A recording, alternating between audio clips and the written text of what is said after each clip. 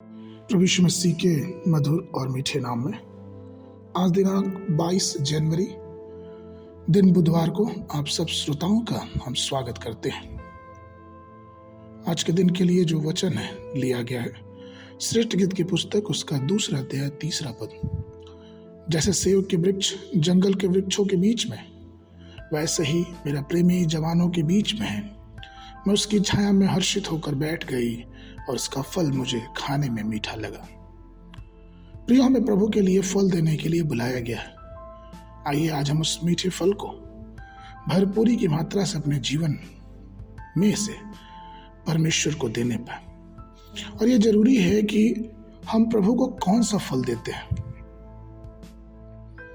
क्योंकि बाइबल में जब हम पढ़ते हैं तो बहुत सारे फलों के विषय में बाइबल बताती है। जैसे कि पहला, पश्चाताप के योग्य फल मत्ती उसके 3:8 में, धार्मिकता का फल फिलिपियों 1:11 में, परमेश्वर के लिए स्तुति के बलिदान का फल इब्रानियों 13 उसके 15 पद में, आत्मा का फल गलतियों 5:22-23।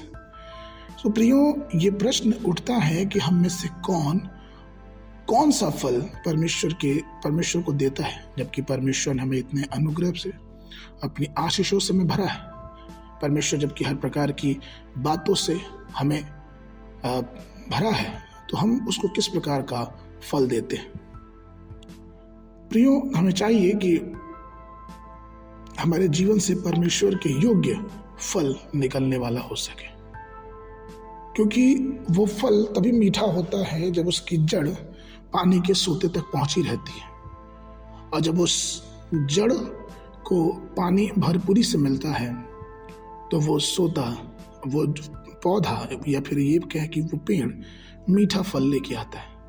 उसी प्रकार से प्रियो, हमें चाहिए कि हम भी अपने जीवन में मीठा फल लेके आए। संसार के हर प्रकार की ईर्ष्या, भेदभाव, बुरे कामों से अपने आप को दूर रखें। हर बातें जो हमें परमेश्वर से दूर करती हैं उससे अपने आप को दूर रखें। और ऐसा इसलिए कि जब हम ऐसा करते हैं तो हम प्रभु की आशीषों को अपने जीवन में देखने पाएंगे। इसलिए प्रियो, जरूरी है कि अपने जीवनों से एक सुगंध, एक स्वादिष्ट और एक मिठास भरा फल परमेश्वर को समर्पित करें।